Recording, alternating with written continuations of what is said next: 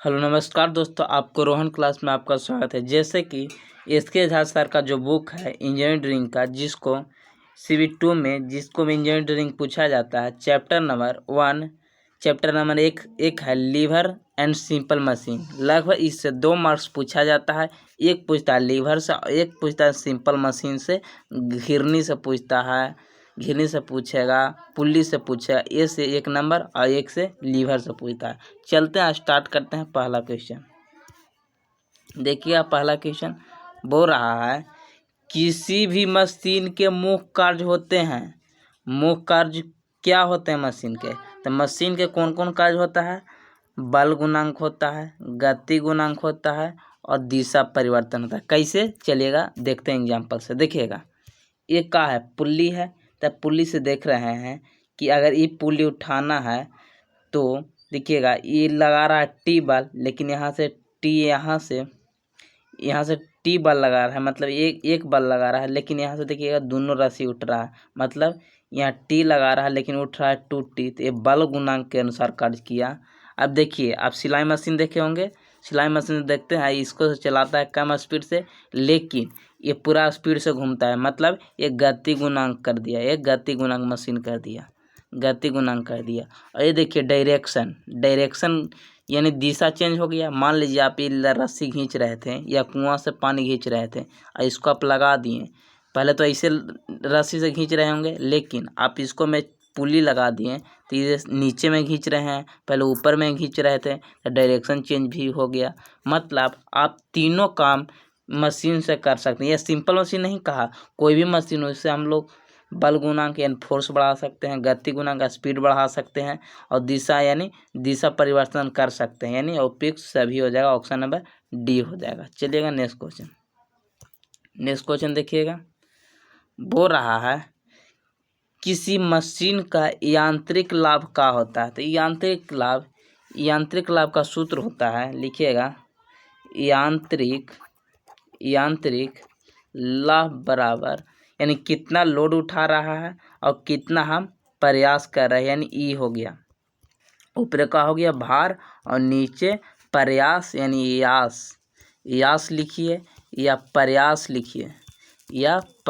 लिखिए ये हो गया यांत्रिक लाभ हो गया का भार बटा यास हो गया। भार बटा यास मतलब आप जो बल लगाएं, कितना बल लगाएं और कितना उठा रहे हैं, ये यांत्रिक लाभ हो गया।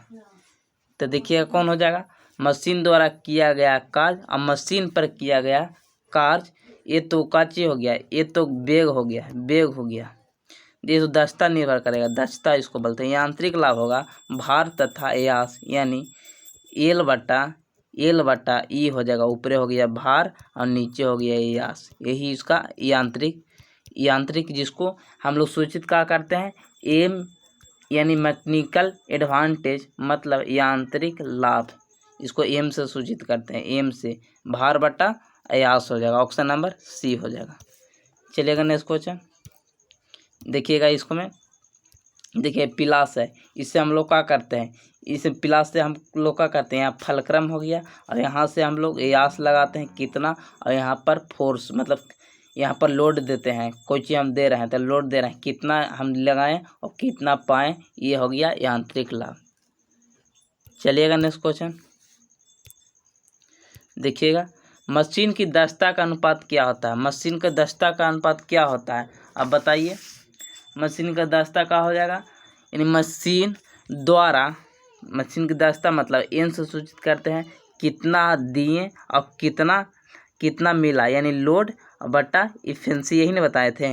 मशीन द्वारा तथा मशीन पर किया गया कार्य, मशीन कितना दिया और कितना हम कार्य किए, यानी ऑप्शन नंबर बी हो जाएगा। जिसे मशीन है तो मशीन द्वारा ऊपर हो जाएगा, मशीन द्वारा कितना और मशीन पर किया गया कार्य कितना हम किए और कितना मशीन द्वारा दिया गया। जिसे मान लीजिए 1 न्यूटन के लगाएं और मिला हमको 2 न्यूटन के, तो ये बल गुणांक कर दिया, मतलब हमको 2 न्यूटन के मिला और लगाएं कितना, 1 न्यूटन। इसी तरह हो जाएगा ऑप्शन नंबर बी नंबर। चलिएगा नेक्स्ट क्वेश्चन देखिएगा। थर्ड लोग है, इसको हम पीछे बार जिसको में क्वेश्चन आएगा वहाँ पर बताएंगे। चलिएगा, किसी मशीन का वेग अनुपात होता है। वेग अनुपात क्या होता है? देखिएगा, वेग अनुपात का था मशीन द्वारा मशीन द्वारा तथा मशीन पर किए गए कार्य का अनुपात यानी आप बताइए कि मशीन वेग मतलब वेलोसिटी रेशियो कहिए, इसका क्या होगा? प्रयास कितना किए आप, प्रयास द्वारा दूरी मतलब कितना प्रयास करके खींचे, वेग यही ना होता है। वेग बराबर क्या लिखते हैं? वेग बराबर विस्थापन बटा समय लिखते हैं, विस्थापन बटा समय वेग बराबर। तो कितना विस्थापित अब किए और कितना समय में, तो ऊपर प्रयास हो जाएगा और कितना उसको द्वारा दूरी की तैयार मतलब दूरी उत्पन्न किया गया, तो कितना हो जाएगा? प्रयास तथा भार द्वारा तय की दूरी का अनुपात। ऑप्शन नंबर ए हो जाएगा। ये का है, ए का हो गया मैकेनिकल एडवांटेज मतलब यांत्रिक लाभ, ये हो गया। और ये हो गया वेलोसिटी रेशियो प्रयास तथा भार द्वारा तय की दूरी। देखिए समय से तो कट ही जाएगा, समय इसको में भी है कितना विस्थापित हुआ और कितना दूर हम खींच के लाएं, दोनों समय से समय कट ही जाएगा। और उसके बाद विस्थापन कुछ बचेगा, प्रयास विस्थापन बटा कितना वस्तु द्वारा विस्थापित हुआ। ऑप्शन नंबर ए हो जाएगा। चलिएगा नेक्स्ट क्वेश्चन। फिर देखिए अब दोनों को मिला के पूछा है, मशीन की यांत्रिक लाभ और वेग के अनुपात के संबंध बताइए।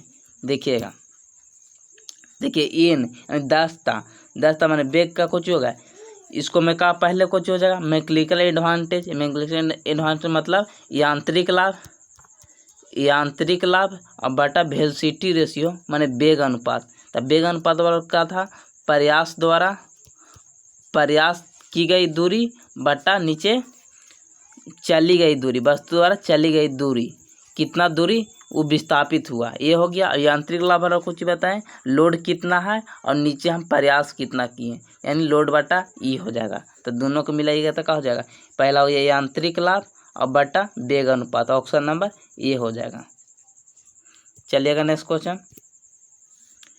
देखिए मशीन की प्रतिवर्तियों के लिए क्या शर्त होना चाहिए?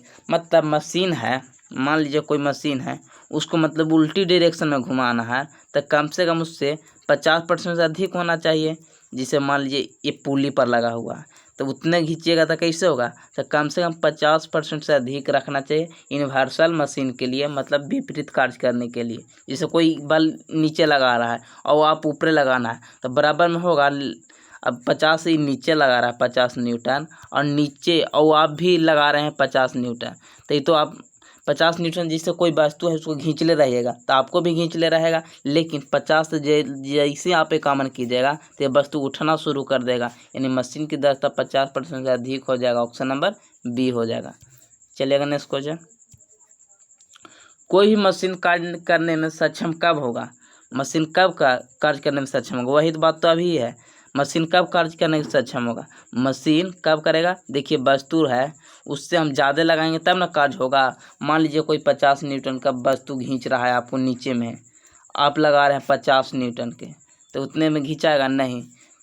यानी जब मशीन के घर्षण से अधिक मशीन पर कार्य करना होगा, मतलब इसको मैं बात बोल रहा है कि घर्षण, मान लीजिए आप कुछ काम कर रहे हैं अब वस्तु मतलब आपको रखा हुआ, तो उससे ज़्यादा कीजिएगा तब ना, घर्षण कर रहा है उससे ज़्यादा लगाइएगा तब ना वस्तु भागेगा, ऐसे थोड़ी भागेगा। मतलब जब मशीन के घर्षण से अधिक मशीन पर किया गया कार्य।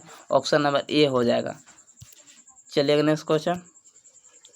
सरल मशीन को चलाने के लिए कितने बल का प्रयोग करते हैं? देखिएगा सरल मशीन का हम लोग क्या करते हैं, ये मशीन है, ये सरल सिंपल मशीन प्रथम उत्तोलक है, इसको बताएंगे हम नेक्स्ट क्वेश्चन में आएगा। तो यहाँ से हम प्रयास किए यानी ए दिए, और बीच में एफ है और यहाँ पड़ी का लोड दिए, यानी लोड यहाँ पड़ी हुआ। तो आप क्या कर रहे हैं, के जगह प्रयास लगा रहे हैं, एक ही जमाने से ना आप दोनों चाप के लगा रहे हैं, मतलब क्या हो जाएगा? केवल एक बल लगाते हैं, केवल एक बल प्रयोग करते हैं। चलिएगा नेक्स्ट क्वेश्चन।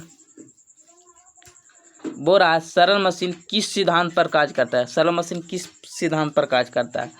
सरल मशीन बल आघूर्ण के सिद्धांत पर करता है, जिसे बल आघूर्ण बराबर क्या होता है? बल आघूर्ण बराबर अब बता दीजिए, बल आघूर्ण बराबर क्या होता है?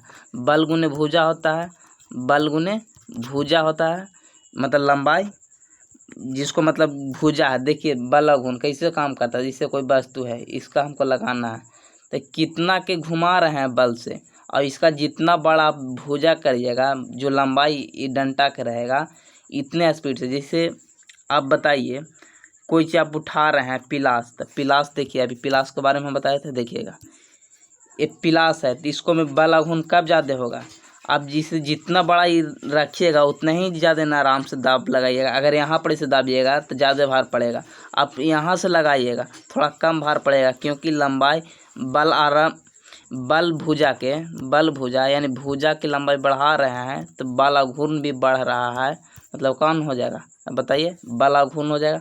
आर्किमिडीज ने सिद्धांत दिया था, पूछेगा उत्तोलक का सिद्धांत किसने दिया था, तो आर्किमिडीज ने।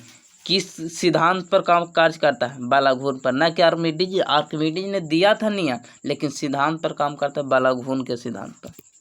चलिएगा लास्ट क्वेश्चन, एक हल्का क्वेश्चन, दो या दो से अधिक सरल मशीन के मिल जाने पर मशीन क्या बनाता है, यौगिक या मिश्रित मशीन बनाता है। मिश्रित मशीन, सरल मशीन तो एक ही मशीन रहेगा, जिसे जब आपको बता दें हम का प्लास, जिसको पिलास बोलते हैं, प्लास, उसको में एक ही मशीन है। नींबू निचोड़ने वाला ये एक ही मशीन है। कूड़ा धोने वाला एक ही मशीन है, उसको में कुछ नहीं है। लेकिन एक से अधिक, दो से अधिक हो जाए तो इसे यौगिक या मिश्रित मशीन कहते हैं। आप ही ना समझ लीजिए कि दो या दो से अधिक पदार्थ के मिलाने से निश्चित अनुपात में यौगिक बनता है। ये दूसरा बात है, केमिस्ट्री में, फिजिक्स में है। चलिएगा आपको हम बता दें कि जो आरआरबी एलपी टेक्नीशियन CV2 में जो हुआ है, उसका जाके 2 सेट आपको करवा चुके हैं। आप देखिए, और वहाँ से आपको क्वेश्चन हर समय एक क्वेश्चन इससे मिलेगा, एक क्वेश्चन इसको से मिलेगा, मशीन से, लीवर से, और एक क्वेश्चन मिलेगा पुल्ली से। उसी के अनुसार आपको बता रहे हैं कि 2 नंबर आएगा। जय भारत। सब्सक्राइब कीजिए, लाइक कीजिए और कमेंट में बताइए कैसा लगा।